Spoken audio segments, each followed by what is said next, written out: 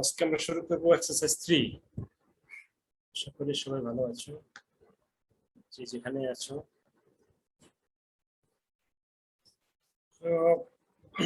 আমাদের second exercise ছিল knowing different types of কি বলবো অর্গানাইজেশনস, গভর্নমেন্ট এবং নন গভর্নমেন্ট এবং প্রাইভেট, এবং আরো বেশ কয়েক প্রকারের ক্লাসিফিকেশন ছিল সেখানে।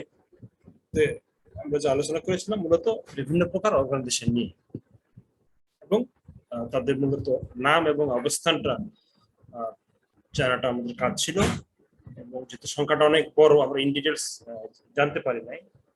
এখন আমরা আমাদের এক্সারসাইজ 3 এবং 4 এ কিছু কিছু প্রতিষ্ঠানকে একটু বিস্তারিত জানার চেষ্টা করব। এটাই মূলত আমাদের লেভেল 2 এর এক্সারসাইজ, অনেকটা থিওরিটিক্যাল টাইপ আমরা যেটা বলেছিলাম। তো এটাও সেই ধরনেরই আলোচনা, জানা সেই ধরনের বিষয় নিয়ে আলোচনা করবো আমরা।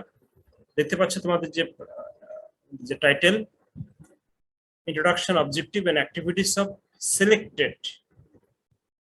সিলেক্টেড মানে নির্দিষ্ট কিছু agriculture related GOs and NGOs. GOs মানে হচ্ছে গভর্নমেন্ট অর্গানাইজেশন, আর এনজিও হচ্ছে নন গভর্নমেন্ট অর্গানাইজেশন।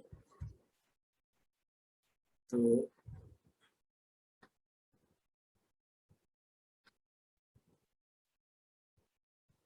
সরকারি প্রতিষ্ঠান এবং বেসরকারি প্রতিষ্ঠান, এবং এই এনজিওর মধ্যে অনেক প্রকার এনজিও আছে, আমরা সব আলোচনা করবো। খুব নির্দিষ্ট কিছু সিলেক্টিভ, যাদের সঙ্গে এগ্রিকালচার রিলেটেড কানেকশন আছে, যারা এগ্রিকালচার ডেভেলপমেন্টে ইনভেস্ট করে, সেই ধরনের কিছু নন গভর্নমেন্ট অর্গানাইজেশন এবং সরকারি অনেক প্রতিষ্ঠান তো আছে, যেটা আমরা আমাদের প্রথমে আলোচনা শুরু করতে হবে। তো সেই আলোচনা যাওয়ার আগে গত 2 ক্লাসে কারো কোনো প্রবলেম থাকলে তোমরা শেয়ার করতে পারো। কোনো বিষয় না বুঝলে সেটা ক্লারিফাই করার সুযোগ আমরা এই ক্লাসে রাখছি, এবং সেটা ক্লাসের শেষে আলোচনা করা যেতে পারে। আমরা শুরু করবো আজকে মূলত যেটা বলছি জিওস এবং এনজিওস, গভর্নমেন্ট অর্গানাইজেশন এবং নন গভর্নমেন্ট অর্গানাইজেশন, সরকারি প্রতিষ্ঠান এবং বেসরকারি প্রতিষ্ঠান।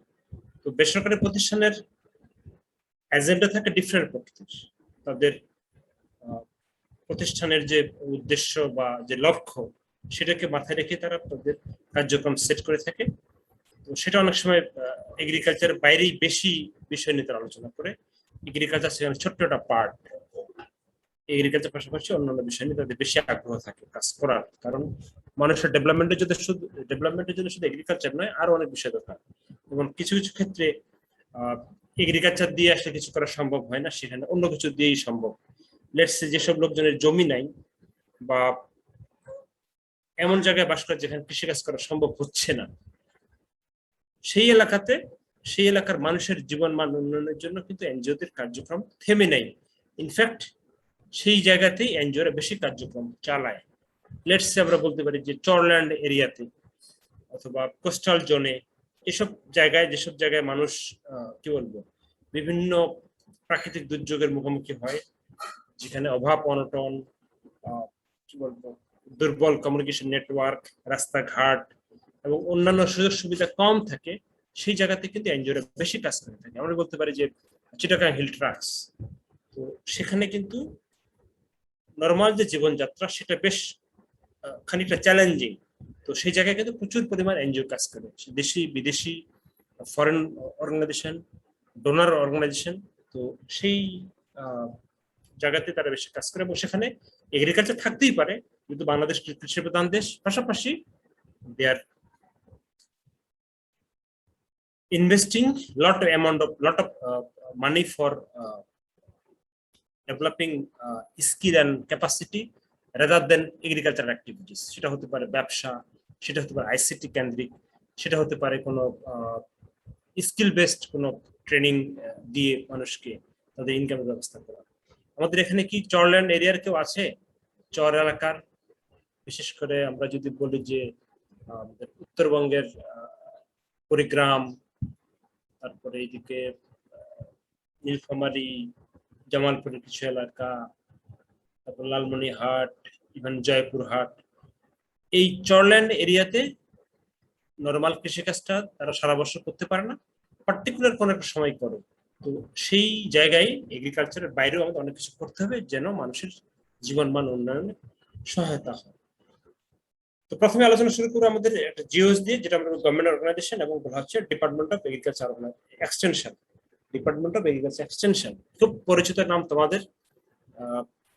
আমাদের প্রতি উপজেলায় এটা কার্যক্রম চলমান, প্রতি ব্লকে এটা কার্যক্রম চলমান, এবং one of the largest public sector agriculture extension service provider, এবং ওয়ান অফ দ্য লার্জেস্ট, এটা কি বলবো, একটা organisation department of agriculture extension. কারণ তাদের ন্যাশনাল থেকে শুরু করে একেবারেই লোকাল লেভেল, ভিলেজ পর্যন্ত তাদের নেটওয়ার্কটা বিস্তৃত, এবং এরকম অন্য কোনো সরকার প্রতিষ্ঠান নাই যে একেবারে ন্যাশনাল থেকে লোকাল লেভেল পর্যন্ত তাদের নেটওয়ার্কটা সুপ্রতিষ্ঠিত, like department of agriculture extension, ডিএই। তো ডিএই সেই নেটওয়ার্ক একটা আছে, এবং এটা একটা বেশ ইতিহাস আছে, ডিএই কিভাবে জন্ম হলো সবকিছু আলোচনা করা সম্ভব। আমরা সংক্ষেপে যদি বলি এখানে, যেটা মূলত 1982 সালের দিকে শুরু হয় বাংলাদেশে এই কার্যক্রম, যার 6টা যাদের ডিপার্টমেন্ট ছিল, এবং তারও আগে 1970 সালে এই সাবকন্টিনেন্ট মানে হল কন্টিনেন্টের একটা পার্ট, মানে সাবকন্টিনেন্ট বলতে আমরা বোঝাচ্ছি এখানে ইন্ডিয়া, পাকিস্তান এবং বাংলাদেশ, মানে এশিয়া একটা ধরো কন্টিনেন্ট, সাউথ এশিয়া, তার একটা পার্ট হচ্ছে এই পাকিস্তান, ইন্ডিয়া এবং বাংলাদেশ। এই সাবকন্টিনেন্টে 1870 সালে এটা শুরু হয়। তারও আগে 1866 সালে শুরু হয় ক্যামব্রিজ এবং অক্সফোর্ড বিশ্ববিদ্যালয়, প্রথম অ্যাজ এ অ্যাডাল্ট এডুকেশন। এক্সটেনশনের জন্ম এভাবেই শুরু হয়, যে as a adult education program শুরু হয় সেটা ইউনিভার্সিটি অফ ক্যামব্রিজে 1866 সালে। তারপর এটা 1880 এবং 1912 সালে এটা ইউনিভার্সিটিতে ফর্মালি একটা সাবজেক্ট আকারে এস্টাবলিশ হয়। 1912 সালে, এখানে সবকিছু নাই, আমি জাস্ট আলোচনা করতেছি যেহেতু বিষয়টা আমরা জানি। 1912 সালে ইউনিভার্সিটিতে একটা ফর্মাল একটা সাবজেক্ট হিসেবে এটা প্রতিষ্ঠিত হয়। আর এই সাবকন্টিনেন্টে আসে হলো 1870 সালের দিকে। 1906 সালে একটা ডিপার্টমেন্ট অফ এগ্রিকালচার এস্টাবলিশড হয় বাংলাদেশে। বাংলাদেশ বলবো না, তখন পূর্ব পাকিস্তান আমরা বলতে পারি, এবং সেটা 1000 একর জায়গা নিয়ে এই মণিপুরি পাড়া, যে আমাদের ফার্ম গেটের সঙ্গে যেখানে এখন আমাদের কৃষিবিদ অর্গানাইজেশন থেকে শুরু করে এই জায়গাটায় বড় একটা ফার্ম ছিল, যেটাকে বলা হচ্ছে ডিপার্টমেন্ট অফ এগ্রিকালচার। এবং 1914 সালে রিয়েল এক্সটেনশন অ্যাক্টিভিটিস শুরু হয়। 1914 সালে, এটা বাংলাদেশের কথা বলছি, মানে বাংলাদেশ 1914 সালে মানে হলো বাংলাদেশ তখন হয় নাই, তখন পূর্ব পাকিস্তান। এবং 1982 সালে এই ডি নামকরণ হয়। এটা হলো বাংলাদেশের ভিতরের যে ইতিহাস। আর যেটা বাইরে বললাম সেটা 1866 সালে শুরু হয় ক্যামব্রিজে। এটা 1912 সালে ইউনিভার্সিটি ফর্মাল সাবজেক্ট হিসেবে এটা কার্যক্রম শুরু করে, এবং তারপর এটা চলে যায় হলো মিনিস্ট্রি অফ এগ্রিকালচারের হাতে, ইউকেতে বলছি আমি এটা। আর বাংলাদেশে এই 1982 সালে ডিএই নামকরণ হয়, এবং তখন এটার নাম ছিল কিন্তু এগ্রিকালচার এক্সটেনশন সার্ভিস। যখন এই ডিএই এটা কার্যক্রম পরিচালনা করত, তারপর আস্তে আস্তে এটা মিনিস্ট্রি অফ এগ্রিকালচার আন্ডারে চলে যায়, এবং এটার কি বলবো সরকারের একটা বড় প্রতিষ্ঠান হিসেবে এটা আবির্ভূত হয়। যখন এটা মিনিস্ট্রি অফ এগ্রিকালচার আন্ডারে যায়, তখন এটাকে নামকরণ হলো এগ্রিকালচার অ্যাডভাইজারি সার্ভিস। আর যখন শুধু ডিএই তার কার্যক্রম পরিচালনা করত, তখন নাম ছিল কি এগ্রিকালচার এক্সটেনশন সার্ভিস। যখন চলে গেল মিনিস্ট্রি অফ এগ্রিকালচার আন্ডারে, তখন নাম হলো কি এগ্রিকালচারাল অ্যাডভাইজারি সার্ভিস। এটার জন্য মনে থাকে যে এগ্রিকালচার এক্সটেনশন সার্ভিস আর এগ্রিকালচারাল অ্যাডভাইজারি সার্ভিস, এই দুইটার মধ্যে বেসিক পার্থক্যটা হচ্ছে, যখন ডিএই তার কার্যক্রম পরিচালনা করতো 1982 সালের দিকে, তখন এটা শুধুমাত্র বলা হতো এক্সটেনশন সার্ভিস, কারণ ডিএই কাজটা করতো। যখন ডিএই চলে গেল মিনিস্ট্রি অফ এগ্রিকালচার আন্ডারে, তখন বলা এটার নাম হলো অ্যাডভাইজারি সার্ভিস। কারণ তখন শুধুমাত্র এক্সটেনশন সার্ভিসটা দেওয়াটাই কাজ ছিল না, তখন আরো বড় পরিসরে এটার একটা কার্যক্রম শুরু হলো, যেটাকে বলছে অ্যাডভাইজারি সার্ভিস, মানে অ্যাডভাইস দেওয়া, ফার্মারদেরকে অ্যাডভাইস দেওয়া। মূলত একই, বাট নামকরণটা হলো ডিফারেন্ট যখন মিনিস্ট্রি অফ এগ্রিকালচার আন্ডার এটা চলে গেল। আমরা বলেছিলাম যে এখানে 6টা ডিপার্টমেন্টে প্রথমে শুরু হয়, 1982 সালের দিকে, এই দেখতে পাচ্ছ এখানে। তো 6টা প্রতিষ্ঠানের নাম হলো এরকম যে ডিরেক্টর অফ এগ্রিকালচার, যেটার ফাংশনটা হচ্ছে এক্সটেনশন এবং ম্যানেজমেন্ট। ডিরেক্টর অফ এগ্রিকালচার, যেটা জুট প্রোডাকশন নিয়ে কাজ করতো। আগে প্রচুর বাংলাদেশকে বলা হতো সোনালী আঁশের দেশ, কারণ জুট ছিল একসময় খুব মহামূল্যবান আমাদের একটা কি বলবো ক্রপ। তো সেইটা হলো জুটকে নিয়েই ডিরেক্টর অফ এগ্রিকালচার ছিল। ডিরেক্টর অফ প্লান্ট প্রোটেকশন, যেটা মূলত এন্টোমোলজি নিয়ে যে কাজটা করে সেটা। Horticulture development board, central extension এবং রিসার্চ ডেভেলপমেন্ট ইনস্টিটিউট, যেটাকে বলে সারডি। এটার এখন নামকরণ হয়েছে, নাম চেঞ্জ হয়েছে, কি যেন নাম দিয়েছে নতুন একটা, সারডি। তারপর ছিল টোবাকো ডেভেলপমেন্ট বোর্ড। এই 6টাই ডিপার্টমেন্ট নিয়েই মূলত এই ডিপার্টমেন্ট অফ এগ্রিকালচার এস্টাবলিশড হয় 1982 সালের দিকে, যেটা আমরা দেখতে পাচ্ছি এখানে। তারপর আস্তে আস্তে এটার পরিবর্তনটা হয় এবং 1914 সালে রিয়েল এক্সচেঞ্জ সার্ভিসটা শুরু হয় এবং 1982 সালে ডিএই নামকরণ। তো ডি এর মূল কাজ হচ্ছে, আমরা প্রায় বলছি যে আমাদের সাবজেক্ট নাম হচ্ছে এক্সটেনশন। তোমাদের ক্লাস সম্ভবত থিওরি ক্লাস হয়েছে। এক্সটেনশনের ডেফিনেশন কি, এক্সটেনশনের কি বলবো ফান্ডামেন্টাল প্রিন্সিপাল গুলো কি, তোমরা হয়তো কিছুটা জানো বা সামনে জানবা। তো এক্সটেনশন মূলত হলো ডিসেমিনেটিং এগ্রিকালচারাল ইনোভেশন, মানে এগ্রিকালচারাল যে নতুন প্রযুক্তি অথবা কোনো প্র্যাকটিস অথবা কোনো তত্ত্ব অথবা কোনো আইডিয়া, এগুলার যে বিস্তার ঘটানো, সেটাই বলা হচ্ছে এগ্রিকালচার এক্সটেনশন সার্ভিস, মানে এক্সটেনশন সার্ভিস বা এগ্রিকালচার এক্সটেনশন সার্ভিস, মানে কৃষি ভিত্তিক যে সম্প্রসারণ যে কার্যক্রম। তো এটা মূল কাজটা হচ্ছে ফার্মার লেভেলে বিভিন্ন প্রকার এগ্রিকালচার রিলেটেড ইনফরমেশন দেওয়া, তথ্য দেওয়া, ইভেন কিছু কিছু ক্ষেত্রে তাদেরকে ইনপুট দেওয়া। ইনপুট বলতে বোঝাচ্ছে সিড, ফার্টিলাইজার, ইভেন কিছু টাকা দেওয়া, বস্তা দেওয়া, এগুলো কৃষকদেরকে সরবরাহ করা হয়। এটাই হলো এই কাজের মূল, এই প্রতিষ্ঠানটা মূল কার্যক্রম। এবং যারা বিসিএস হয়ে তোমরা যারা কৃষি অফিসার হবা, তোমাদেরও কিন্তু এই এগ্রিকালচার এক্সটেনশন সার্ভিস সঙ্গে যুক্ত হতে হয় প্রথম দিকে। তো সেখানে আবার ভাগ আছে, কিন্তু মূল নামটা কিন্তু কৃষি সম্প্রসারণ অধিদপ্তর, তার আন্ডারে তোমার কাজটা করতে হবে।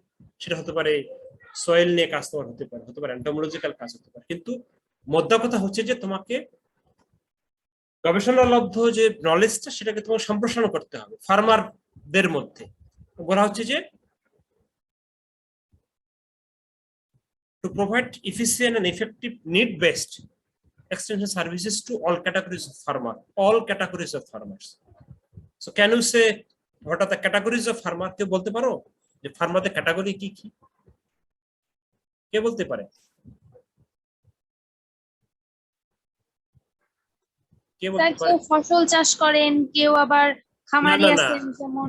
সেটা তো ঠিক আছে, এটা তো ক্যাটাগরি হলো না, এটা তো ফার্মাররা কি কি চাষ করে সেটা হলো। কিন্তু ফার্মারের যে একটা ক্যাটাগরি বাংলা কি আমরা বলতে পারি যে টাইপস বা ধরন, প্রকারভেদ। তো সেটা কি জানো কেউ? স্যার লাইভস্টক ফার্মার, অন্য লাইভস্টক অন্য জিনিস, রুবেন মিয়া হ্যান্ডসাম বয়, এমডি রুবেন মিয়া, এটা হেভি ছবি দিয়ে রাখছো, বলো। জি স্যার পারি না স্যার। পারো না কেন? পারতে হবে তো। প্রথম এক্সারসাইজটা ক্লাসে করছো? প্রথম এক্সারসাইজে যে ক্লাসটা ছিল, দুটো ক্লাস। জি স্যার করছি স্যার। করছো? আচ্ছা, তাও পারো না। ফারিয়া শুনতে পাচ্ছ? আছো কোথায়? পারো কিনা অ্যান্সার বলো, অ্যান্সারটা যে ফার্মারের ক্যাটাগরি গুলো কি কি। কোথায় আছো? স্যার ঢাকায়। ঢাকা কোথায়? দনিয়া। আচ্ছা, এই ফার্মারের ক্যাটাগরি পড়েছো? এটা আমাদের এক্সারসাইজ 1 এ ছিল। স্যার মনে নেই। পড়েছিলা? স্যার কে পড়েছো? এটা কিন্তু আমরা প্রথম ক্লাসে আলোচনা করেছিলাম। 1 নম্বর এক্সারসাইজে ছিল এটা, বা 1 নম্বর এক্সারসাইজের দ্বিতীয় ক্লাসটাতে আমরা আলোচনা করেছিলাম ফার্মার ক্যাটাগরি। আমাদের যদি স্লাইডটা দেখাইতে পারতাম তাহলে ভালো হতো। ফার্মারের ক্যাটাগরি ছিল সেখানে লার্জ, মিডিয়াম, স্মল, তারপরে মার্জিনাল এবং ল্যান্ডলেস, 5 প্রকারের ফার্মার ক্যাটাগরি বাংলাদেশে আছে। ফার্মার ক্যাটাগরি বাংলাদেশে অ্যাকর্ডিং টু ডিএই সেটা 5 প্রকারের। সেটা কি কি? লার্জ, মিডিয়াম, স্মল, মার্জিনাল এবং ল্যান্ডলেস। এটা হলো ফার্মার ক্যাটাগরি। এবং ল্যান্ডলেস ফার্মার আবার 4 ক্যাটাগরির, 4 ভাগে বিভক্ত। ক্যাটাগরি 1, 2, 3, 4। এগুলো তোমাদের এক্সারসাইজ 1 এ ছিল, তো আমাদের কেয়ারফুলি ক্লাস করতে হবে। Anyway, to enable them to optimise their use of resources. অপটিমাইজটা কি কে বলতে পারো? অপটিমাইজ, অপটিমাইজ মিনিং কি কে বলতে পারে? মানে রিসোর্সের মানে সম্পূর্ণ পরিমাণ ব্যবহার করা। সম্পূর্ণ পরিমাণ। আর কেউ? এজন্য বলতে যাচ্ছি পরিমিত পরিমাণ বোঝায়। পরিমিত। আর কেউ? নামগুলো বলো এসে দেওয়ার সময়। আমি নাম তো দেখতে পাচ্ছি না সবগুলাই যখন বলতেছো। আর কেউ? পূর্বারানী মজুমদার। স্যার ওইটাই তো, মানে কোনটা? আশাবাদ, মানে যতটা আশা করব ততটা পরিমাণে পাওয়া। যাহা চাইলাম তাহাই পাইলাম, এটাই অপটিমাইজ। আর কেউ? নামগুলো শুধু 3টাই সামনে আমার দেখি। রুবেন মিয়া, পূর্বা, আরিয়া। আচ্ছা, আসিফ আহমেদ, আসিফ, ওটা আসিফ তো, হ্যাঁ আসিফ আর কি। আসিফ আহমেদ নাই, অ্যান্সার নাই। কাকে বলবো? ইমতিয়াজ, হৃদয়, লাইব্রেরিয়ান বয়। স্যার মানে যতটুকু প্রয়োজন ওই অনুযায়ী পাওয়া, এই ধরনের বুঝুন। আমার পাওয়া তো কতটুকু পাইলাম। তারপরে কে বলবে? জয়নাল আবেদিন। আসসালামু আলাইকুম। ওয়ালাইকুম সালাম। বলো অপটিমাইজ কি? এক্সপেকটেশন হইলো না। শাইলা আজাদ নাই। ইন্দ্রাণী আসো। আসো কি বসে না শুয়ে? কোনটা? দেখতে তো পাচ্ছি না কিছুই। আসো তো বটেই, কিন্তু স্যার কি? সম্পদের সঠিক রিসোর্সের সঠিক ব্যবহারে কি বলবো আচ্ছা। স্যার, আশাবাদী তো। আচ্ছা, অনেক বলেছো। ইন্দ্রাণী পাল। জি স্যার আছি। আসো, আসো তো আছোই। তো অপটিমাইজ কি? স্যার সবাই তো বললো ওই তো এরকম সর্বোচ্চ ওইরকমই ব্যবহার। আমারটাও, আমি ওই দলে আছি। ইংলিশের জি মিনিং স্যার। জানতে হবে। আমরা ইংলিশ মিডিয়ামে পড়াশোনা করতেছি, ইংলিশ, এই জন্য ইংলিশ পড়তে হবে। আমরা যারা একটু লেখালেখি করি, আমার লেখা দেখছো কখনো পত্রিকায়? ইন্দ্রাণী পাল, আমি যে লেখি পত্রিকায়, দেখছো কখনো লেখাটা? না স্যার ওইভাবে দেখা হয়নি তো আসলে। স্যার গত কয়েকদিন আগে যে আর্টিকেলটা লিখলেন ওটা দেখছি। হ্যাঁ, তো শেয়ার করে তোমাদের গ্রুপে দিছিলাম তো, তাও তো চোখে পড়ে না। তা আর চোখে পড়ানোর জন্য কি করতে হবে? পত্রিকা কিনে বাসা পাঠাই দেবো? স্যার আমি তো আমার গ্রুপে শেয়ার করছি। আচ্ছা, শেয়ার করেছো তো। এরা তো কেউ চোখে দেখলো না, কি লাভ হলো শেয়ার করে? ইভেন এই তোমাদের গ্রুপে দেওয়া হয়েছে। তো ইংলিশ জানতে হলে ইংলিশ পড়তে হবে। ইংলিশ না পড়ে ইংলিশ জানা যাবে না, এটা হলো মূল কথা। এবং অপটিমাইজ একটা খুব কমন ওয়ার্ড। আমার পত্রিকায় লেখালেখি বহুবার লিখেছি। অপটিমাল অপশন বা অপটিমাইজ ইউজ, একই কথাগুলো, মিনিংটা একই। অপটিমাল মূল বিষয়টা। এটা হলো এক প্রকার নাউন হবে, কোনোটা অ্যাডভার্ব, কোনোটা অন্য ফর্মে। তো ইংলিশ পড়তে হলে, ইংলিশ জানতে হলে ইংলিশ পড়তে হবে। যত পড়বা তত জানবা। এবং তারপর লেখার বিষয়টা আগে তো জানা। অপটিমাইজ হচ্ছে সর্বোচ্চ, নট সঠিক, মানে পরিমিত বা এগুলা কোনো কথা না। সর্বোচ্চ ব্যবহার, অপটিমাল কি বলবো, ইউজ বা optimise their use of resources. রিসোর্সের সর্বোচ্চ ব্যবহার যেন অল্প এতটুকু অপচয় না হয়, সেটা হচ্ছে অপটিমাইজ, মানে সর্বোচ্চ ব্যবহার। in order to promote sustainable agriculture and socio-economic development. এগুলো কঠিন কথাবার্তা। সাস্টেনেবল এগ্রিকালচার কথাটার বাংলা হচ্ছে টেকসই কৃষি, এটা মূল। যদি বাংলাটা বলি তো টেকসই জিনিসটার আবার মানে জানতে হবে। টেকসই মানে কি বলতে পারবা? মানে বাংলাটার করে বাংলা বলা দেখি। টেকসই জিনিসটা কি? হাবিবা হান্নান, টেকসইটা কি? নাই, হাবিবা হান্নান নাই। সেলিম হুসাইন শুভ, এটা ছবি দিয়ে রাখছে। এটা যে কি বোঝাচ্ছে ভাই তুমি? সেলিম হুসাইন শুভ, কার ছবি দিয়ে রাখছো? কি বোঝাচ্ছ ছবি দিয়ে? ও, তুমি তো ব্যাকগ্রাউন্ডে, ওটা তুমি সামনে আছো আবার, তোমাকে তো দেখাই যায় না ভাই। ওই যে তোমার যে দাঁতের ফাঁকটা আছে না, তোমার মাথাটা থাকবে ওই জায়গায়। সেলিম, সেলিম চুপচাপ হয়ে গেছে আমার কথা শুনে। সেলিম নাই, সেলিম সেলিম হারাই গেল সমস্ত দেশে। টেকসই নীলিমা জাহান মিতা। নীলিমা, স্যার আসসালামু আলাইকুম। আমার খালার নাম নীলিমা। আচ্ছা বলো দেখি টেকসইটা কি, মানে এটা বাংলাটা আমার বলে যে টেকসই, টেকসই এটা কি আসলে একটু বলো তো, একটু ভাঙায় বলো। স্যার টেকসই মানে টিকবে ভালো বা অনেক দিন যায়, যেটা দিয়ে আমরা ব্যবহার করতে পারবো অনেক ভালো, এরকম কিছু। আমার বলে টেকসই উন্নয়ন, তাহলে কি হবে? তাহলে কি হলে এটা স্যার এমন কিছু পরিকল্পনা যেটা দিয়ে আমাদের অনেক ভালো হবে, মানে এমন, সেটা এমনটা কি? এমন ড্রেস চাই যেটা পরলে আমাকে সুন্দর লাগবে, এমন ড্রেস চাই যেটা পরলে আমাকে সুন্দর লাগবে, এমনটা কি এটা বল। স্যার যেটার উত্তম ব্যবহার করা যাবে। এটা তো অপটিমাল, তুমি অপটিমাইজ নিয়ে যাচ্ছ। কে বলতে পারে টেকসই বলতে আসলে কি বুঝি আমরা? টেকসই উন্নয়ন আমরা প্রায় বলি, সাস্টেনেবল ডেভেলপমেন্ট, দীর্ঘস্থায়ী, দীর্ঘস্থায়ী এমন কি? দীর্ঘস্থায়ী হইল না, আরো এটা দীর্ঘস্থায়ী বললে মানুষজন এই কথা বক্তব্য শুনে দৌড় দিবে। কিছুটা এমন যে কোনো কিছুর ক্ষতি না করে কোনো একটা মানে কন্টিনিউয়াস কোনো একটা প্রসেস যেটার মাধ্যমে কোনো একটা কিছু আমরা অ্যাচিভ করতে পারবো, কোন একটা গোল। হ্যাঁ, তো ভাষা ভাষা দূরে দূরে বললে, যাই হোক। আচ্ছা যাই হোক, তোমরা ওই টেকসই কথাটার মিনিংটা শুনে হয়তো সেটা বলার চেষ্টা করতে, যে টেকসই মানে দীর্ঘস্থায়ী হবে, টেকসই মানে ভাঙবে না, মস্কাবে না, এরকম জিনিস। তো যখন সেটা আবার এগ্রিকালচারে বলতেছে তখন একরকম, আবার টেকসই উন্নয়ন সেটা ওই একরকম মানেটা চলে আসবে। টেকসই বলতে আসলে দীর্ঘস্থায়ী কথাটা আছে, এটা আছে। আবার কেউ বলছে একজনের ক্ষতি না করে সেরকম একটা উন্নয়ন, সেটাও কাছাকাছি যায়। তো টেকসই বলতে মূলত যদি যে একাডেমিশিয়ান আমি বলি, আমাকে তো বলতে হবে ক্লিয়ারলি, এমন যেমন তেমন বললে তাহলে কেউ শুনবে না, ঠিক আছে? তো টেকসই বলতে টেকসই উন্নয়ন বলো আর টেকসই এগ্রিকালচার বলো, কৃষি বলো, সব ক্ষেত্রেই এজ এ টেকনিক্যাল পার্সন, আমরা তো টেকনিক্যাল পার্সন, আমাদের কথা হবে টেকনিক্যালি, মানে টেকনিক্যালি সঠিক হতে হবে, সহজ কথা। তো সাস্টেনেবল বলতে বোঝানো হচ্ছে মূলত এই টেকসই উন্নয়ন বা টেকসই কৃষি, এটা তিনটা বড় বড় উদ্দেশ্য আছে।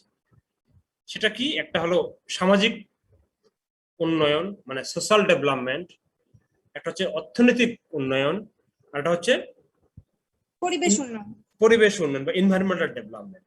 এই সাস্টেনেবল কথাটা মানে হচ্ছে যে যে উন্নয়নটা এই তিনটাকে অ্যাড্রেস করবে, তিনটাকে নিয়ে যে উন্নয়ন সেটা হচ্ছে সাস্টেনেবল ডেভেলপমেন্ট বা সাস্টেনেবল টেকসই উন্নয়ন। তো কৃষির ক্ষেত্রে কি হবে?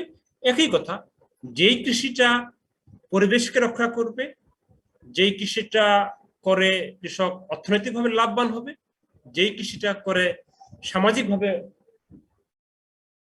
উন্নয়ন ঘটবে। সামাজিকভাবে উন্নয়নটা কি এটা জানতে হলে আবার আরেকটা ক্লাস নিতে হবে।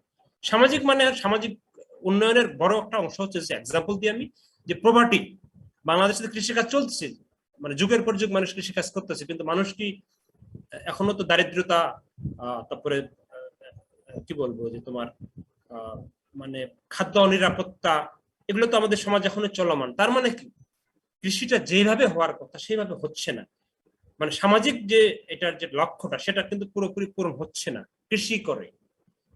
তো সাস্টেনেবল এগ্রিকালচার সেই এগ্রিকালচারটাই, যে এগ্রিকালচারটা সামাজিকভাবে উন্নয়ন ঘটাবে, পরিবেশে উন্নয়ন ঘটাবে এবং অর্থনৈতিকভাবে লাভবান আমাদেরকে করবে, সেই এগ্রিকালচারটা। তো সেই ধরনের এগ্রিকালচার করার ক্ষেত্রে এই আমাদের যে ডিএই সেটা সার্ভিস প্রদান করে, এবং পাশাপাশি সোশিও ইকোনমিক ডেভেলপমেন্ট মানে এগ্রিকালচার একটা পার্ট এখানে, মানে টেকসই সামাজিক অর্থনৈতিক উন্নয়ন, দুইটা কথা আছে, একটা হলো সাস্টেনেবল এগ্রিকালচারাল ডেভেলপমেন্ট আর এটা হচ্ছে সাস্টেনেবল সোশিও ইকোনমিক ডেভেলপমেন্ট, মানে টেকসই কৃষি উন্নয়ন আর টেকসই সামাজিক অর্থনৈতিক উন্নয়ন। তো দুই ক্ষেত্রেই মূলত যখন বলবো সাস্টেনেবল তখন অবশ্যই এই তিনটা হলো পা, মানে একটা টেবিল, তোমাকে একটা টেবিল, তুমি টেবিলের উপর টেবিল ধরলাম, এই টেবিলের তিনটা পা আছে। এই তিনটা পা হচ্ছে, একটা হলো সামাজিক উন্নয়ন, একটা পরিবেশগত উন্নয়ন, একটা হচ্ছে অর্থনৈতিক উন্নয়ন। এখন যদি ওই টেবিলের একটা পা ভেঙে যায় তাহলে টেবিলটা কি দাঁড়ায় থাকবে? তাজিজুল ইসলাম সাব্বির। আসসালামু আলাইকুম স্যার। আমি যা বললাম সেটার অ্যান্সার দাও। স্যার কি- কোন একটা আপনি টেবিলের কথা বললেন তো, হ্যাঁ হ্যাঁ, টেবিল তিনটা তো পায়ের বাইরে নাম কি থাকবে কি? না স্যার। তিনটা পায়ের নাম বলছিলাম, নামগুলো কি কি? স্যার রিসোর্স, হলো না, হয়নি, আমি সেটা বলবো। কে বলতে পারে তিনটা পায়ের নাম? Sir economy, environment, society. Society. এই একটা টেবিলের তিনটা পা আছে, তিনটা পার্টের নাম হচ্ছে, একটা হলো social development, economic development and environmental development. এখন এই তিনটা পায়ের মধ্যে যদি কোনোটা পা ভেঙে যায় তাহলে কি টেবিলটা দাঁড়ায় থাকতে পারবে? না স্যার। পারবে না। তার মানে হচ্ছে এই টেকসই উন্নয়নটা হচ্ছে সেরকম একটা বিষয়। টেকসই উন্নয়ন সেই উন্নয়ন যে উন্নয়ন দ্বারা সমাজের প্রতিটা মানুষ দাঁড়ায় থাকবে টেবিলের মতো করে। তো আমাদের কি সমাজে সেই অবস্থা আছে? অনেক মানুষ খেতে পারে না আজকে, তার মানে কি তারা তো টেবিল দাঁড়ায় না, তাদের টেবিল বসে গেছে, কারণ তাদের অর্থনৈতিক অবস্থা খারাপ। তো টেকসই উন্নয়নটা যদি একটা লিটারালি বলি তাহলে এরকমই উন্নয়ন, যে উন্নয়ন দ্বারা সবাই, যেটা বিদেশে যেটা হয় যে হ্যাঁ কেউ হয়তো 3 বেলায় খাইতেছে কর্মা পোলাও, তো সমস্যা নেই, সেটা তার আগে ডায়াবেটিস হবে, তার আগে হাই প্রেশার বাড়বে, কিন্তু প্রতিটা মানুষ যেন 3 বেলা খেয়ে থাকতে পারে, যেটা ধর বিদেশে নর্মালি হয়ে থাকে, যে প্রতিটা মানুষ খেয়ে পরে বাঁচতে পারে। হ্যাঁ কেউ হয়তো চড়বে বিএমডাব্লিউ গাড়িতে, কেউ চড়বে সাইকেলে, সমস্যা নাই, রাস্তা একটাই, বিএমডাব্লিউ দিয়ে গেলেও রাস্তা ওই যে রাস্তা, সাইকেল চড়ে গেলেও সে রাস্তা, সেটা কোনো সমস্যা না, কিন্তু অবশ্যই একটা মানুষের একটা যানবাহন থাকতে হবে। সেটাই বলছি আমি, টেকসই উন্নয়ন, যে উন্নয়ন দ্বারা ওই টেবিলের মতো করে প্রতিটা মানুষ দাঁড়ায় থাকতে পারবে। এখন এই দাঁড়ায় থাকার ক্ষেত্রে কে কত শক্তভাবে দাঁড়ায় থাকবে সেটা বিষয় না, যেটা বললাম যে কেউ কারো হয়ে থাকবে বিএমডাব্লিউ, মানে বিএমডাব্লিউ গাড়ি, মানে খুব দামি গাড়ি, তোমরা তো জানো কিনা জানি না, বিএমডাব্লিউ খুব নাম করা এবং খুব দামি গাড়ি। তো সেই গাড়িতে কেউ চড়বে সাইকেলে, কিন্তু সবার একটা যানবাহন থাকবে। তো সেটাই হচ্ছে টেকসই উন্নয়ন। আমার কথা কি বোঝা গেছে? আমার কথা কেউ বুঝতে স্যার। পারছে? আচ্ছা, তো সেটাই হচ্ছে টেকসই উন্নয়নের বেসিক একটা কথাবার্তা, সেটা আমাদের মাথায় রাখতে হবে। আর দীর্ঘস্থায়ীর সঙ্গে সম্পর্ক কিটা? যদি সমাজে 3টা বিষয় অ্যাড্রেস করা হয় তাহলে সেই সমাজের উন্নয়নটা অবশ্যই দীর্ঘস্থায়ী হবে। আর একটা সমাজে কিছু মানুষ না খেয়ে থাকবে, কিছু মানুষ 3 বেলায় কর্মপোলা খাবে, তো সেই সমাজটা তো হলো না, সেটা তো আসলে দীর্ঘস্থায়ী হবে না। কারণ যারা খেতে পারবে না তার বাসা চুরি করতে যাবে, ডাকাতি করতে যাবে, কারণ দেখতেছে কি আমরা না খেয়ে আছি আর এই বেটা 3 বেলা কর্মপোলা খায়, তার বাসা চুরি করতে হবে না। মানুষের যখন পেটে খাওয়া থাকে না তখন তো মানুষের মাথায় সে বাড়ি দিবে, কারণ তার এত কিছু আছে, আমাদের কিছুই দেয় না। সহজ কথা, আমরা না খেয়ে থাকি সারাদিন রাত, আর এই বেটা সালা 3 বেলা না খাই থাকে, 3 বেলা কর্মবেলা খায়, তো তাকে তো এটা করবে মানুষ, যেটা সমাজে ঘটতেছে আমাদের।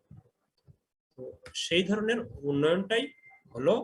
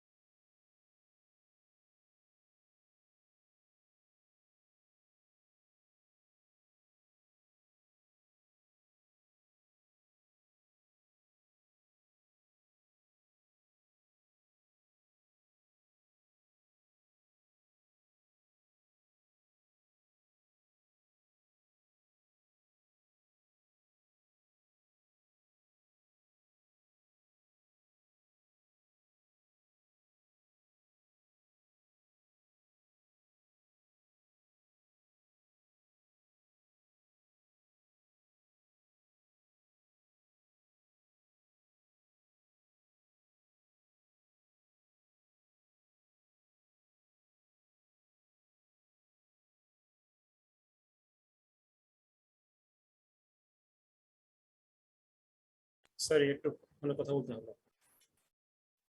তো আমাদের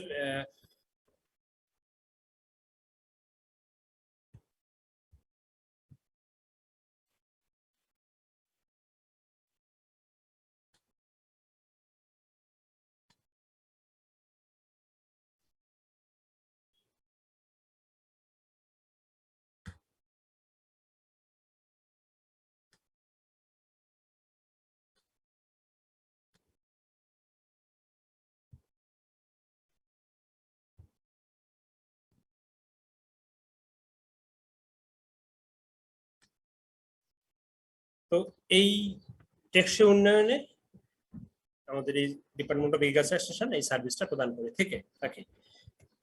এখন আমরা পরবর্তী আলোচনা করি, আলোচনাগুলো খুব লম্বা হয়ে যাচ্ছে। এটা অনেক কার্যক্রম আছে। যেটা বললাম, মূল কার্যক্রমটা হচ্ছে আমাদের এই সার্ভিসটাকে প্রোভাইড করা কৃষকদের কাছে। কৃষকদের যেটা প্রয়োজন কৃষিকাজ করতে গিয়ে, সেটা হতে পারে প্রোডাকশন ওরিয়েন্টেড, সেটা হতে পারে পেস্ট ম্যানেজমেন্ট ওরিয়েন্টেড, সেটা হতে পারে সয়েল রিলেটেড, সেটা হতে পারে মার্কেটিং। ইভেন মার্কেটিং, যদিও এই মার্কেটিংটা গুরুত্বপূর্ণ বিষয় নয় ডিইর, বাট কিছু কিছু ক্ষেত্রে এটা সার্ভিস দিয়ে থাকে। তো এই ধরনের যে সার্ভিসগুলা কৃষিকাজ করতে গিয়ে ফার্মাররা এই কৃষি অফিসারদের কাছ থেকে পেয়ে থাকে। যদিও এটা নিয়ে অনেক বিতর্ক আছে যে কতটুকু কার্যকরী হয়, কতটুকু কার্যকরী হয় না, সেটা নিয়ে অন্য আলোচনা, সেটা তার জগন আমরা। কারণ সব সার্ভিস পাওয়ার ক্ষেত্রেই যারা সার্ভিস প্রোভাইডার এবং যারা সার্ভিস রিসিভার, দুজনের মধ্যে ফারাক থাকে বরাবরই। তোমরা যারা ছাত্র, তোমরা যেভাবে চাও, হয়তো সেভাবে শিক্ষকরা সার্ভিস দিতে পারে না অনেক ক্ষেত্রে। তো চাওয়া পাওয়ার মধ্যে কিছুটা ফারাক থাকে। তো সেটা বেশি প্রকট হচ্ছে আমাদের ডিই ডিপার্টমেন্ট অফ এগ্রিকালচার এক্সটেনশনে। কারণ তাদের যে লিমিটেড যে রিসোর্সেস, এটা বিশাল আকারের যে ফার্মার আমাদের বাংলাদেশে, সেই অনুপাতে খুবই নগণ্য। একটা হিসাবে দেখা গেছে যে বাংলাদেশে একজন কৃষি অফিসার আর 900 জন ফার্মার। খেয়াল করো, একজন কৃষি অফিসার 900 জন ফার্মার। তাহলে এই ব্যক্তিটা তাদেরকে কিভাবে সার্ভিস দিবে? একটু নিজে নিজে চিন্তা করলে বুঝতে পারবো যে সার্ভিসের কোয়ালিটি কত ভালো হতে পারে। সার্ভিসের কোয়ালিটি কত হতে পারে। একটা মানুষ যদি প্রতি মাসে একটা মানুষের সঙ্গে দেখা করতে চায়, 900 মানুষের সঙ্গে দেখা করতে হলে তুমি চিন্তা করো হিসাব নিকাশটা কিভাবে তুমি করবা। তো সেই জন্যই এই সার্ভিস নিয়ে কিছু বিতর্ক আছে, এবং সেটা খুব কি বলবো, খুব এটা যৌক্তিক কারণেই আছে। কারণ আমাদের কৃষি অফিসার কম, ফার্মারের সংখ্যা অগণিত, মানে হিসাবের বাইরে কি বলবো। তো এখানে বলা হচ্ছে যে মূল অ্যাক্টিভিটিস এর মধ্যে বলা হচ্ছে adopting improve production practice. Production করতে গিয়ে নতুন নতুন প্রযুক্তি গ্রহণ করতে হয়, যেটাকে আমরা বলছি অ্যাডপ্টিং বা অ্যাডপশন, গ্রহণ করা চাষাবাদের জন্য, কৃষিকাজের জন্য। সেটাই হচ্ছে adoption of improve production practices, providing farmers latest result of the research and farm technique. এই যে টেকনোলজি দেওয়া, তাদেরকে কিছুটা নেতৃত্বের উন্নয়ন সাধনের কিছুটা ইনফরমেশন দেওয়া, ট্রেনিং দেওয়া। এখানে বলা হচ্ছে provide a channel for service and information from the ministry of agriculture and its different department. কৃষি যে আমাদের যে মন্ত্রণালয়, তাদের কিছু ইনফরমেশন তাদেরকে সরবরাহ করা, মানে এই যে চ্যানেল হচ্ছে মিনস অফ ট্রান্সমিশন, যার মাধ্যমে কাজটা করতেছি আমরা। Providing effective linkage between various research institution and farmers. অনেক কাজ করে থাকে। এগুলো হলো অ্যাক্টিভিটিস অফ ডিএ কার্যক্রম। এবার আসি আমরা, এটা হলো ডিই গেল, এবার আসি আমরা ডিএলএস। আমরা প্রথম ক্লাসে পড়েছিলাম, দ্বিতীয় ক্লাসে পড়েছিলাম যে এক্সটেনশন সার্ভিস দিয়ে থাকে বাংলাদেশে 3টা প্রতিষ্ঠান মূলত। একটা হলো ডিই, একটা হলো ডিএলএস, আর একটা হলো ডিওএফ। সেকেন্ডটা হচ্ছে কি DLS, directorate of livestock services, যেটা বলছে ডিএলএস, মানে লাইভস্টক রিলেটেড যে সার্ভিসগুলা সেটা ফার্মারকে দেয়া হলো লাইভস্টক সার্ভিসেস বা ডিএলএস। যদিও এটা খুব লিমিটেড আকারে থাকে, সার্ভিসটা এখনো সেইভাবে সম্প্রসারিত হয়নি বাংলাদেশে। কারণ সবাই তো আমাদের এই লাইভস্টক আমরা রেয়ার করি না, বা সবারই সেই কি বলবো গাভী নাই, সবাই মাংসের জন্য গরু পালন করি না। মানে যে পরিমাণ মানুষ ধান চাষ করে, সেই পরিমাণ মানুষ কিন্তু পশুপালন করে না।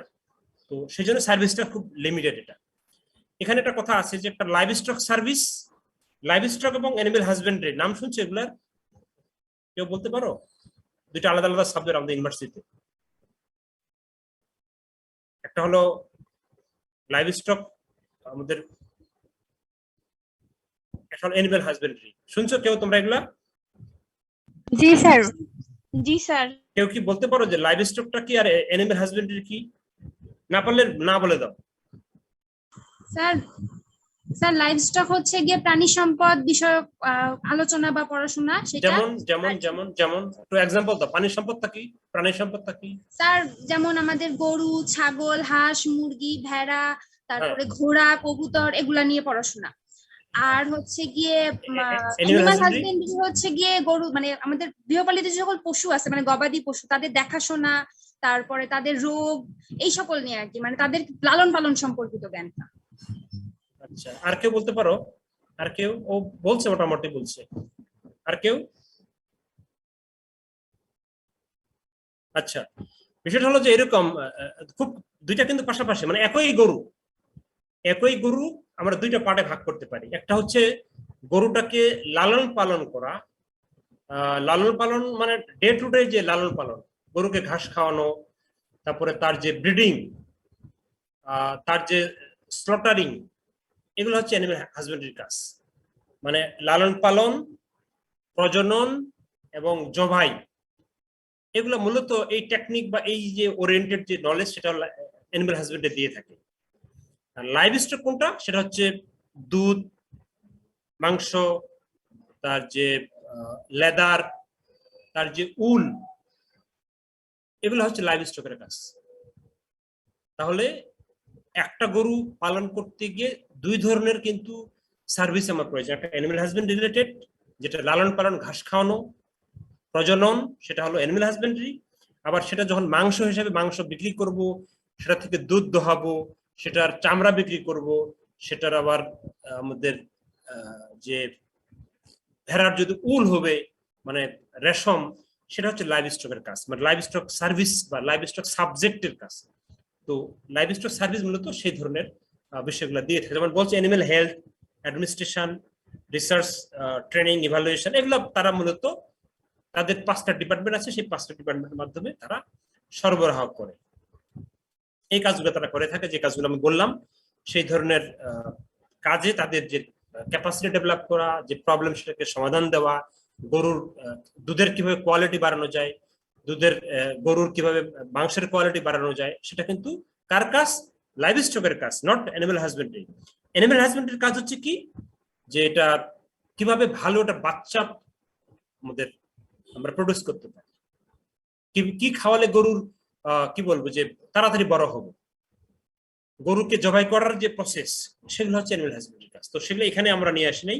এটা হচ্ছে লাইভ স্টকের যে কার্যক্রম, সেটার আরো বিস্তারিত বিষয়। লাইভ স্টকটা বড় সাবজেক্ট, আমি জাস্ট কয়েকটা বড় বড় কথা বললাম। একটা হলো দুধ, মাংস, লেদার এবং উল, এই 4টা কমোডিটিস আমরা লাইভ স্টকের মধ্যে রাখতে পারি। এগুলার যত সব কার্যক্রম সেটা লাইভ স্টক সার্ভিস দিয়ে থাকে। আর অন্যান্য যে বিষয়গুলো আছে, ব্রিডিং, রেয়ারিং, স্লটারিং, সেগুলো হচ্ছে আমাদের অ্যানিমাল হাজবেন্ডারির কাজ। এগুলো তোমরা প্রয়োজনে পড়ে নিবা এই জিনিসটা। এটা কিন্তু পরীক্ষায় ধরানো হয় যে লাইভ স্টক এন্ড অ্যানিমাল হাজবেন্ডারির পার্থক্য বলো। তাহলে এটা লিখে রাখো, কোশ্চেনটা তোমাদের অনেক সময় আমরা জিজ্ঞাসা করে থাকি। বিভিন্ন যারা আসে এক্সটার্নাল, তাদের সামনে কিন্তু বলতে হবে what are the difference between live stock service এবং অ্যানিমাল হাজবেন্ডারি সার্ভিস। আর একটা প্রতিষ্ঠান বিএডিসি,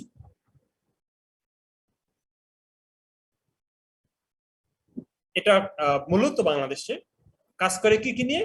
এটা একটা প্রতিষ্ঠান, অটোনমাস প্রতিষ্ঠান আমরা বলতে পারি, মানে স্বায়ত্তশাসিত প্রতিষ্ঠান। তাদের একটা নির্দিষ্ট, তাদের একটা অর্ডিন্যান্স দ্বারা পরিচালিত হয় বিএডিসি। যে আমরা যেমন ইউনিভার্সিটি অটোনমাস প্রতিষ্ঠান, বিএডিসি কিন্তু সেরকম একটা অটোনমাস প্রতিষ্ঠান। তাদের একটা গভর্নিং বডি আছে, যেমন আমাদের যেমন সিন্ডিকেট আছে, ওদের একটা গভর্নিং বডির দ্বারা পরিচালিত হয় এবং কিছুটা স্বাধীন তারা। তাদের মূল কাজটা হচ্ছে ইরিগেশন নিয়ে, সেচ ব্যবস্থা, সিড ব্যবস্থা এবং সার ব্যবস্থা। এই যে নিচে দেখতে পাচ্ছ, এই 3টা মূলত তাদের কাজ। তো ফার্মার লেভেলে তারা যথেষ্ট ভালো কাজ করে এই সিড প্রোডাকশনে, সিড বিতরণে, সিডের মান উন্নয়নে, ফার্টিলাইজার বাইরে থেকে নিয়ে আসা এবং ফার্মার লেভেলে ডিস্ট্রিবিউট করা, ফারের ডিলারদেরকে লাইসেন্স দেওয়া, তারপরে সারের কিছুটা গুণাগুণ বজায় রাখা, এগুলো হলো বিএডিসির কাজ।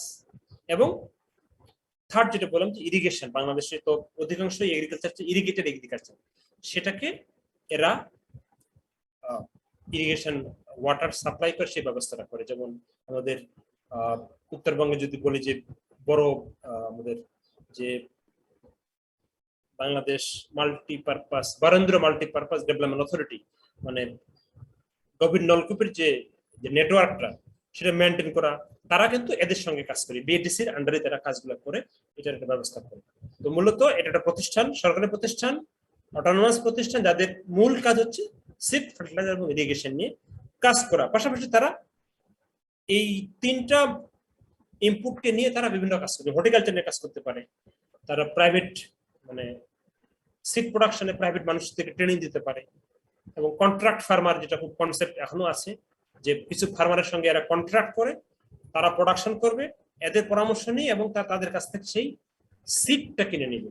কারণ এরা যেহেতু সিড মাল্টিপ্লাই করে, সিডের কোয়ালিটিটাকে ইমপ্রুভ করে, তো ফার্মারদের কাছ থেকে সিডটা সংগ্রহ করে সেটার মান উন্নয়ন করে আবার ফার্মারের কাছে বিক্রি করে, সেটা হচ্ছে বিএডিসির কাজ। তো মূলত তিনটা কাজ তারা করে, এবং তিনটা কাজই তো অনেক বড় বাংলাদেশে।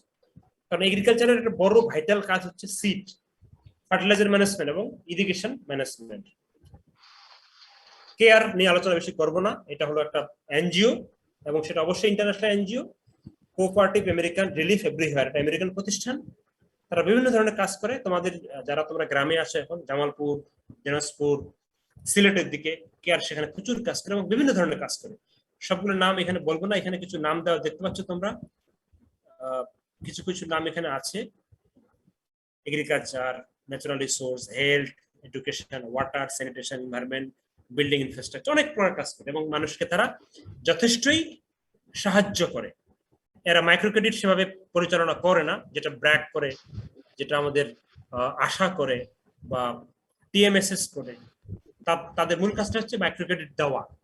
এদের কাজটা হলো মানুষকে বিভিন্নভাবে তাদেরকে হেল্প করা, মানে তাদেরকে ক্যাপাসিটেট করা, তাদেরকে ট্রেনিং দেওয়া, তাদেরকে ধরো সিড দিল, তুমি সিডটা চাষ করে তুমি তোমার কাজে লাগাও, তোমাকে একটা গরু দেওয়া হলো, সেই গরু দুধ বিক্রি করে তুমি তোমার বাচ্চা কাচ্চা পড়াশোনার কাজে লাগাও।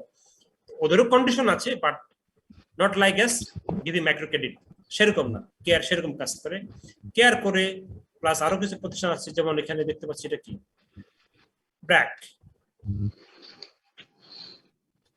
এর অনেক বড় প্রতিষ্ঠান, মূলত মাইক্রো ক্রেডিট নিয়ে তারা কাজ করে। পাশাপাশি ব্র্যাকের অনেক কাজ এখন, তারা শিক্ষায় তাদের বিরাট অবদান। ব্র্যাকের নার্সারি এখন বিরাট একটা প্রতিষ্ঠান হয়ে গেছে, তারা নার্সারি চারা করে, সেখানে প্রচুর এগ্রিকালচারিস্ট কাজ করে, এবং তারা property empowerment, illiteracy, disease and other obstacle অ্যাড্রেসের ক্ষেত্রে তারা অনেক কাজ করে থাকে বাংলাদেশে, এবং খুব বড় প্রতিষ্ঠান, খুব নামকরা প্রতিষ্ঠান, এবং প্রচুর কাজ করে এবং মানুষের কি বলবো যথেষ্ট হেল্প করে, সাহায্য করে। এবং তারা শুধু বাংলাদেশে নয়, তারা বিভিন্ন দেশে কাজ করতেছে এখন, আফ্রিকাতে কাজ করে, তারা আমাদের সাউথ এশিয়ার অন্যান্য, আফগানিস্তানে কাজ করে, আফগানিস্তান তো এখন একটা বাজে অবস্থায় আছে, সেখানে তারা কাজ করে, অনেক দেশে কাজ করে, উগান্ডায় কাজ করে, কেনিয়ায় কাজ করে, অনেক দেশে কাজ করে। এখানে দেখতে পাচ্ছ ব্র্যাকের লিস্ট অফ অ্যাক্টিভিটিস বিরাট, মানে তারা এতই কাজ করে, তারা এখন ইউনিভার্সিটি চালায়, সবই তারা করে থাকে, poultry, live stock, fisheries, sericulture, মানে অলমোস্ট এভরিথিং তারা করতেছে। তাদের নেটওয়ার্কটা কিন্তু এতটাই স্ট্রং। ওইগুলো বেশি আলোচনা করতেছি কারণ তোমরা কম বেশি জানো। ব্র্যাক লিখে গুগলে সার্চ দিলে কিন্তু পাওয়া যায় ব্র্যাক কি করে না করে, সব তাদের অ্যানুয়াল রিপোর্ট, তাদের যে অ্যানুয়াল অ্যাক্টিভিটি সব কিন্তু অনলাইনে অ্যাভেলেবেল। তোমরা যদি জানতে চাও তোমরা সেখানে একটু ঘাটাঘাটি করতে পারো।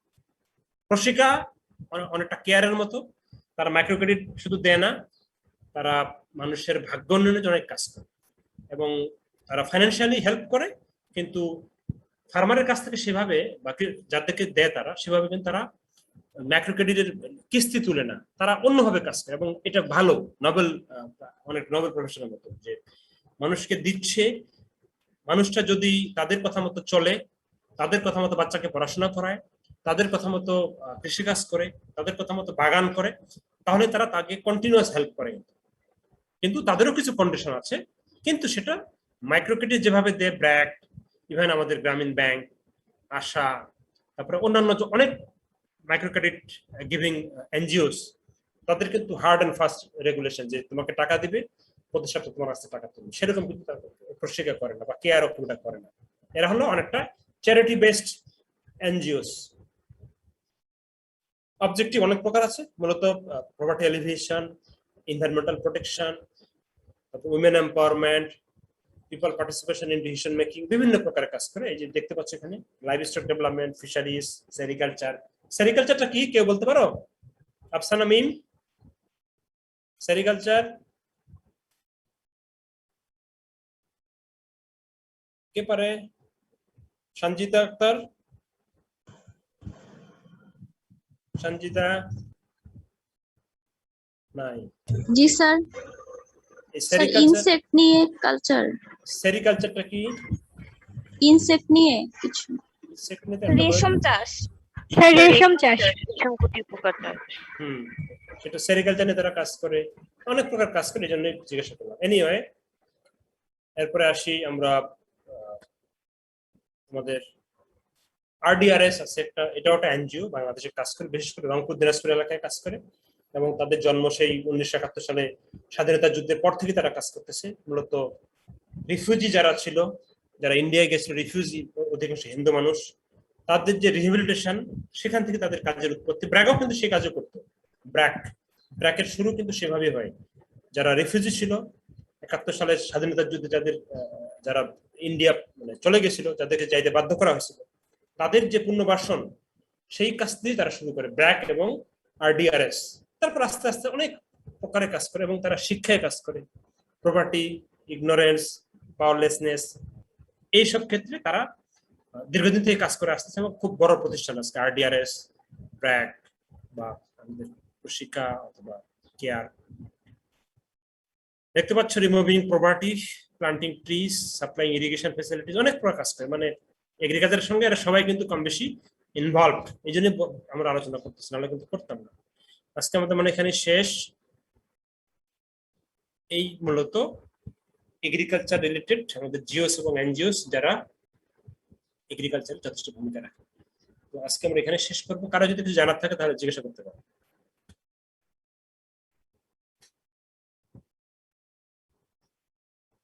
কারো কিছু জানার আছে? স্যার ওই যে ডিএই এর দুইটা পার্টিকুলার নাম বললেন স্যার, যখন হচ্ছে ওই যে ওই মিনিস্ট্রি অফ এগ্রিকালচারের আন্ডারে ছিল তখন নামটা কি বললেন স্যার? ছিল না, হ্যাঁ, যখন মিনিস্ট্রি অফ এগ্রিকালচার আন্ডারে চলে যায় এটা, তখন হচ্ছে নাম অ্যাডভাইজারি সার্ভিস। মানে এটাই বলছি সারা বিশ্বের কথা, কিন্তু শুধু বাংলাদেশের না, বাংলাদেশে আমরাও কিন্তু যখন কাগজ কলমে লিখি অনেক সময় বলি অ্যাডভাইজারি সার্ভিস। তো অ্যাডভাইজারি সার্ভিস যখন বলতেছি, তখন মাথায় রাখতে হবে যে এই সার্ভিসটা মিনিস্ট্রি অফ এগ্রিকালচার আন্ডারে আমরা পাই।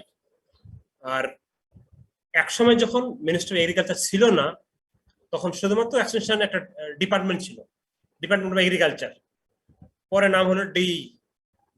ডিই যখন কাজ করতো তখন তাদেরকে বলা হতো এক্সটেনশন সার্ভিস। এটা সারা বিশ্বের কথা বলছি।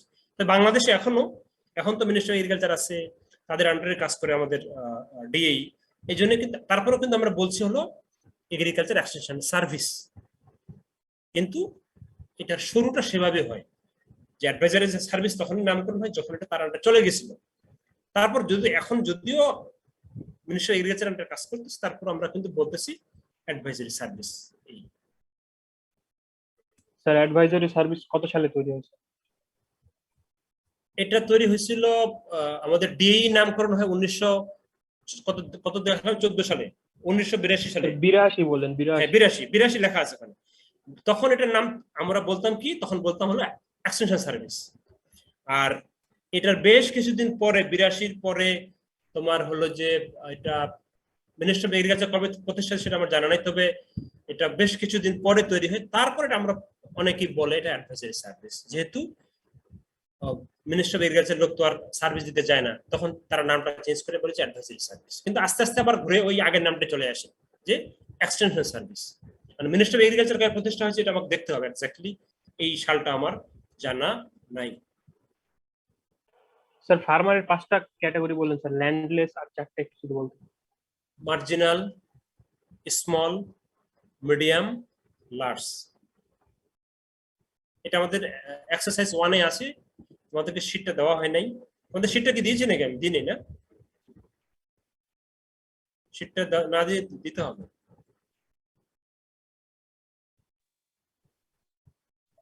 Thank you sir.